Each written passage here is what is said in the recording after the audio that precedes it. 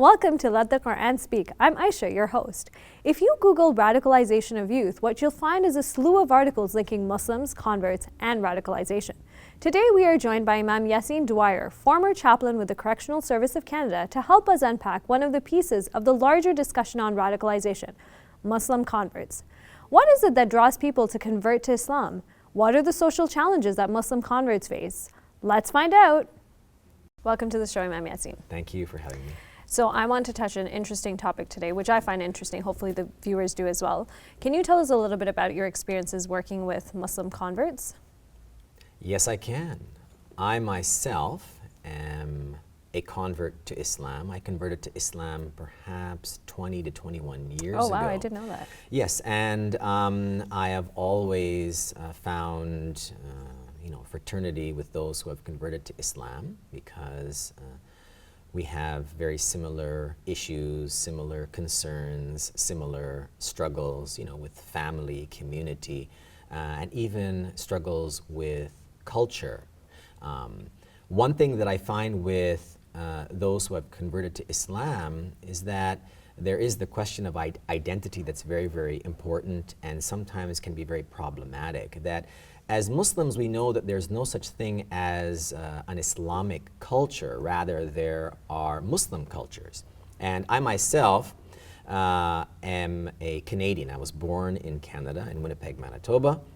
Some call it Winterpeg, Manitoba. Mm-hmm. I was born there. My mother and father are from Jamaica. I am a Muslim, so I have a multiple of identities. Being a Muslim is not my only identity. So I find this really fascinating with many who convert to Islam, especially in Canada, in America, in Western countries, because we're going through this process of creating a Muslim Canadian or a Muslim American culture. We can't forget as well that those luminaries of the Islamic past, such as Abu Bakr, Umar, Uthman, Imam Ali, may God be pleased with all of them, they were all converts to Islam as well. So we need to reflect on this, and I've always been very, very interested in developing relationships with those who have converted to Islam. Now you talked about, obviously you have a lot to add to the conversation as well, being a convert yourself, but I know that you've also worked in prisons, and I would imagine you've also worked with Muslim converts. I'm more interested in if you can talk a little bit about, we often hear, everybody says there are challenges that Muslim converts face, issues of identity, issues of integration, etc. But what does that really look like? And if you could also, I'm going to throw something more at you because it's just interesting. What about, female converts, and what does that conversation look like as well? Yes, well, okay, let's start from the beginning. Yes, I do work in prison. You did ask me about prison, right? I did, yes. I think so. I did work in a prison. I was a chaplain, and I dealt with many offenders who converted to Islam in prison. Men and women. Men and women. All of them saw within the religion of Islam a very profound and concise and complete answer to the questions that they have had, and perhaps they were able to see within Islam a means to live a very disciplined and meaningful life in a prison context, right? They were able to find freedom through submission and servitude to the Creator of the heavens and the earth. And the prison itself, I like to look upon it as, and I try to project to many of the brothers and sisters that I worked with, that prison is an extended khalwa, or an extended retreat, an extended opportunity to meditate, to reflect, and to actually speak to yourself, right? We don't have the opportunity very often in the hustle and bustle of life to be able to actually speak to ourselves. And perhaps the reason we may not be intentional about speaking to ourselves is because we're afraid of the monster that's inside of us. I don't know, how do you explain that to someone like me who hasn't been in prison, and I hope I don't ever go to prison, but how is that a place of meditation when you think of a stereotypical image of a prison, which as far as I've seen and heard is not pleasing? So how does that, where does that conversation, how did that idea come about, I guess, to you in that example? Well, of course, out of darkness comes light. That is And true. the light of the one illuminates every situation, every condition, every anxiety, every challenge. And prison itself is a microcosm of the world. The prison is only a smaller version of the bigger prison, which is what we call this dunya, this world. So the prison acts as a metaphor, really, for the real mission of Islam, which is to truly free yourself, to escape from yourself, to actually ask yourself those deep metaphysical questions that can actually help you achieve paradise, right, before you get to the real paradise, the paradise with a P. So are you finding in your work, were you finding that the Muslim converts that were in prison, whatever their charges may be, men or women, that was sort of a turning point for them, and then when they came out of prison, it was different? Or like, what does that look like? Well, everyone is different, and for many of them, at least those that I worked with very intimately, they were very interested in Islamic spirituality and interested in how Islamic spirituality can speak to their particular struggle, their particular offense, and how Islam can speak to helping them and facilitate this journey to becoming a complete human being. They found in Islam a very, very concise and practical means of doing that.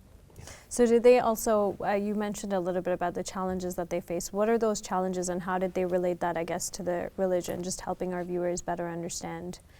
Well, Islam is based on three particular dimensions. The first dimension has to do with doing. As Muslims, we pray, we fast. We have the pillars of Islam. Islam is also based upon knowing. We have the pillars of belief that revolve around believing in the oneness of God, believing in the angels, believing in all of the books, all of the prophets of God, believing in the last day, and believing in something called qadr, which means destiny.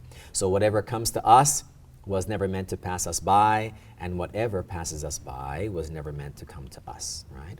So this is what we must know as Muslims. But there's a third dimension that we refer to as ihsan, I-H-S-A-N, or beautification, which means, as our Prophet Muhammad, peace and blessings be upon him, said, to worship God as though you see God, though you cannot see God, to know that God sees you.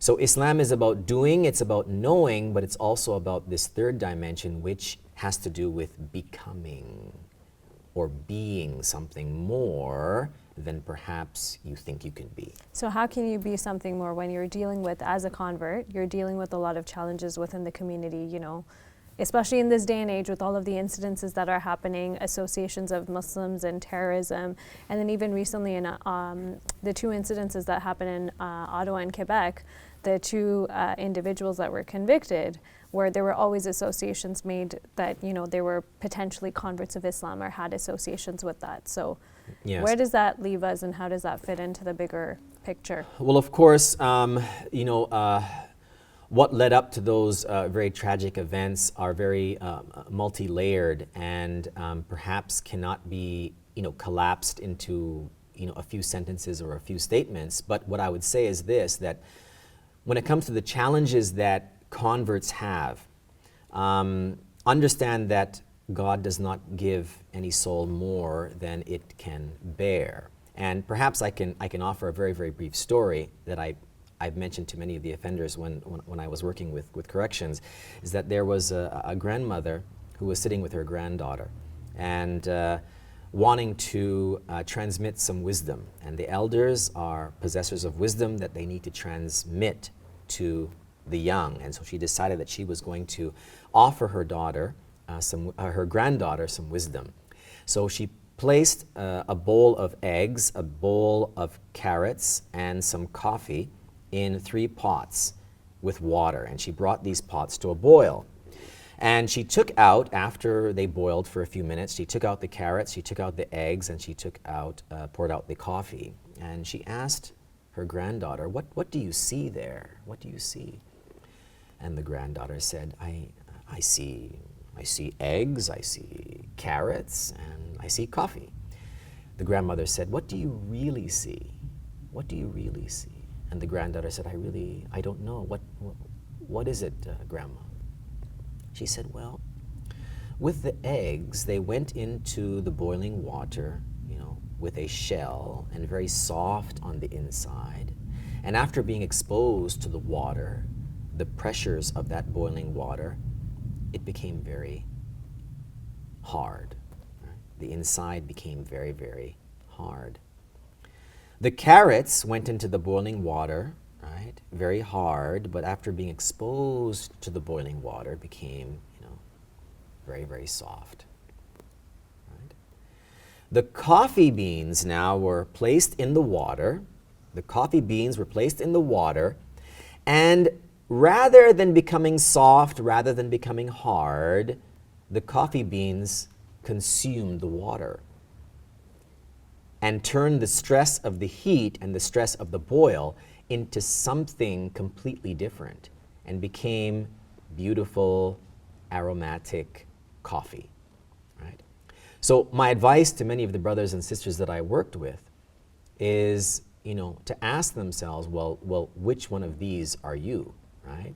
Are you the egg? Are you the carrots? Or are you coffee?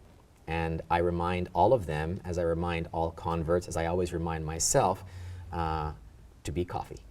I agree. I'm not a convert, but I love coffee, so I'm going to go with you on that one. Excellent. Very good.